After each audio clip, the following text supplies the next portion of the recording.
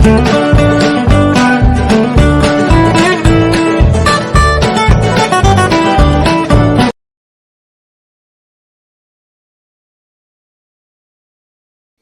मैं खुशी।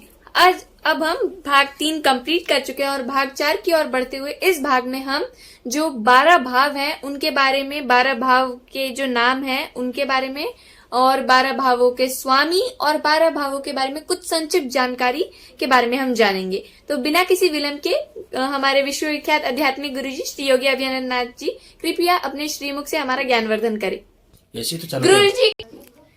गुरुजी कृपया करके हमारा मार्गदर्शन कीजिए। जय सीताराम।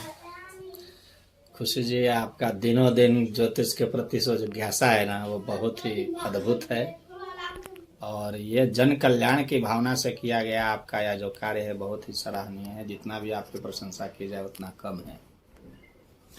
अब हम ज्योतिष के विषयों में और जानकारी प्राप्त करने जा रहे हैं, जिसमें हम कुंडली के 12 भावों के बारे में जानेंगे। देखिए, प्रथम भाव जो है वह व्यक्ति के स्वभाव का होता है, जिसके बारे में मन, जो अपना दिमाग है, जो मस्तिष्क है, जो सिर है, इसके बारे में जाना जाता है। द्वितीय भाव यह धन और परिवार का भाव होता है। यहाँ से अपने धन क्या आप कमाई करेंगे, आपका परिवार कैसा होगा, इसके बारे में जानकारी प्राप्त किया जाता है। तृतीय भाव में भाई बहन, साहस एवं वीरता और पराक्रम के बारे में जाना जाता है। चतुर्थ भाव कुंडली में चौथा भाव माता एवं आनंद और जमीन जायदाद के बारे में इस भाव से जाना जाता है। पंचम भाव कुंडली में 5वां भाव संतान एवं ज्ञान का भाव होता है। अपने पुण्य भाव भी इसको कहा जाता है। यदि इस स्थान पर किसी कारणवश राहु केतु कोई बैठता है तो वह जो है पूर्व जन्म का श्रापित माना जाता है कुंडली। षष्ठ भाव यह भाव शत्रु, रोग, उधारी को दर्शाता है। सप्तम भाव विवाह एवं जो अपना पार्टनरशिप होता है, सहयोगी होता है, इसका प्रतिनिधित्व करता है। अष्टम भाव कुंडली में 8वां भाव आयु का भाव होता है, मृत्यु के भाव होता है। यहाँ पे चंद्रमा यदि बैठता है तो उसे अकाल मृत्यु का योग बनता है। यदि राहु केतु बैठते हैं तो उनको आत्महत्या का योग भी बन जाता है।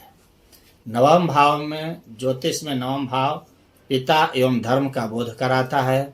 10वां भाव करियर, व्यवसाय और पिता के बारे में जानकारी प्रदान करता है। एकादश भाव कुंडली में 11वां भाव को आय, लाभ का भाव कहा जाता है और यहाँ पर बैठा हुआ कोई भी ग्रह अशुभ फल नहीं दे पाता है। 12वां भाव कुंडली में हानि, मोक्ष, व्यय के नाम से जाना जाता है। यदि यहाँ पे आपकी कुंडली में राहु बैठा हो या केतु बैठा हो तो यह आपको इस जन्म को अंतिम जन्म दर्शाता है और आप मोक्ष के भागी होते हैं। प्रत्येक भाव के बारे में अभी आपने जाना कि इस भाव से क्या जानते हैं। अब जानते हैं इस भाव के स्वामी। वैदिक ज्योतिष के अनुसार काल पुरुष कुंडली का प्रारंभ मेष राशि से होता है। यह स्वाभाविक रूप से वैदिक जन्म कुंडली होती है। काल पुरुष कुंडली में 7 ग्रहों को कुंडली के विभिन्न भावों का स्वामित्व प्रदान करता है। मंगल काल पुरुष कुंडली में मंगल ग्रह को कुंडली के प्रथम एवं अष्टम भाव का स्वामित्व प्राप्त होता है, यानी कि मेष राशि और वृश्चिक राशि का स्वामी मंगल होता है। शुक्र काल पुरुष कुंडली में शुक्र ग्रह दूसरे और 7वें भाव का स्वामी होता है। दूसरा भाव यानी धन भाव, 7वां भाव यानी पत्नी का वैवाहिक सुख का भाव और इसका स्वाभाविक रूप से जो स्वामी है शुक्र है। काल पुरुष कुंडली में शुक्र ग्रह के साथ ही जो काल पुरुष की कुंडली में जो बुध ग्रह है वो तीसरे एवं छठे भाव का स्वामी होता है। तीसरा भाव यानी पराक्रम का और छठा भाव यानी शत्रु का। जबकि राशि के तौर पे देखेंगे तो तीसरा मिथुन राशि और छठवां कन्या राशि, इन दोनों का भी स्वामी बुध ग्रह ही होता है। काल पुरुष कुंडली के अनुसार चंद्र ग्रह केवल चतुर्थ भाव का स्वामी होता है और राशियों में भी वह कर्क राशि का ही स्वामी होता है। काल पुरुष कुंडली में सूर्य को केवल पंचम भाव का स्वामित्व प्राप्त है, जिसे कुंडली में सिंह राशि का भी प्रतिनिधित्व प्राप्त है। बृहस्पति काल पुरुष कुंडली में गुरु नवम और द्वादश भाव का स्वामी होता है, जबकि कुंडली में भी और राशि में भी धनु राशि एवं मीन राशि का स्वामी वही माना जाता है। शनि काल पुरुष कुंडली में शनि ग्रह दशम एवं एकादश भाव के स्वामी हैं।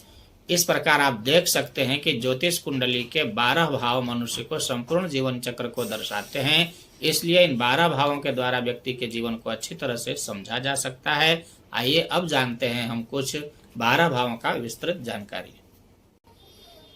प्रथम भाव, जैसा कि आपको पता है कि इस भाव को लग्न भी कहलाता है। इस स्थान से व्यक्ति की शारीरिक, यष्टि, वात, पित्त, कफ की प्रकृति, त्वचा का रंग, यश, अपयश, पूर्वज, सुख, दुख, आत्मविश्वास, अहंकार, मानसिकता आदि को जाना जाता है। द्वितीय भाव के तरफ जब आप जान बढ़ते हैं तो इसे धन का भाव कहते हैं। इससे व्यक्ति को आर्थिक स्थिति, परिवार का सुख, घर का स्थिति, दाईं आंख, वाणी, जीभ, खाना पीना, प्रारंभिक शिक्षा, संपत्ति आदि के बारे में जाना जाता है। तृतीय भाव, इसे पराक्रम का सहज भाव भी कहते हैं। इससे जातक के बाल, छोटे भाई बहन, नौकर चाकर, पराक्रम, धैर्य, कंठ, फेफड़े, श्रवण स्थान, कंधे, हाथ आदि का विचार किया जाता है। जब हम चतुर्थ स्थान के बारे में बात करते हैं तो इसे मातृस्थान भी कहा जाता है।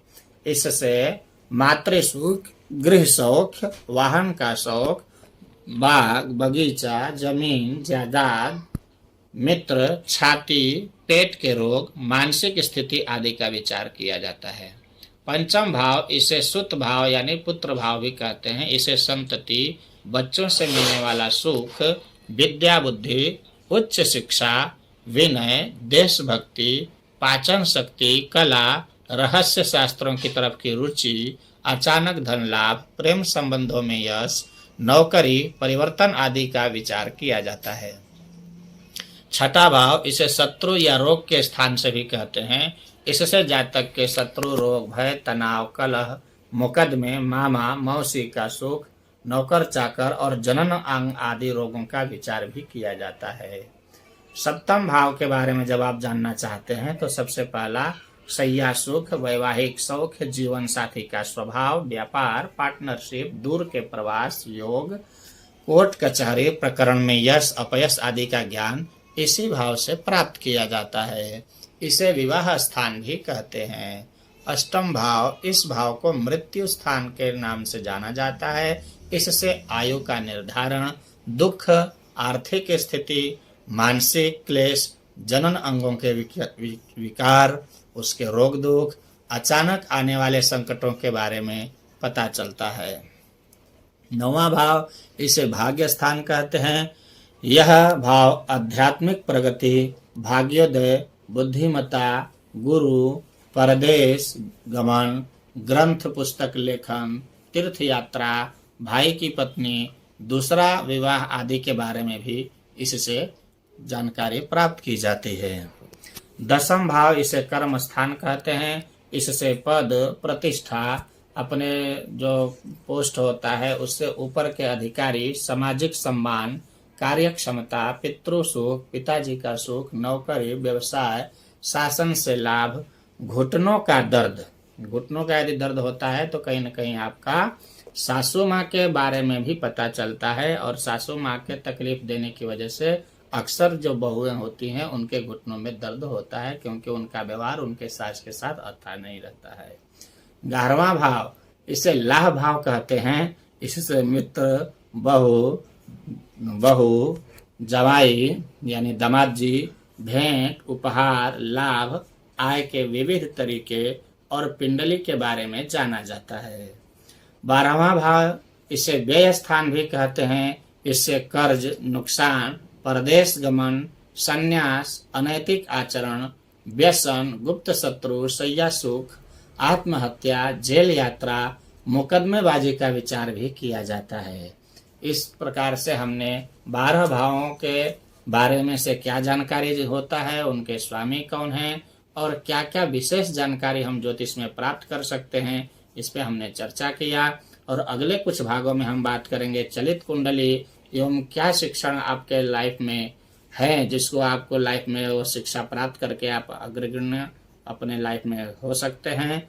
क्या आपके लिए योग्य व्यवसाय और शिक्षा है, इसके बारे में हम अगले भागों में चर्चा करेंगे। जय सीताराम। जय सीताराम। अगले कुछ भागों में हम चर्चा करेंगे चलित कुंडली, नवमांश कुंडली आदि कुंडलियों के बारे में एवं जो 12 भाव होते हैं उनके बारे में विस्तार से जानेंगे। धन्यवाद।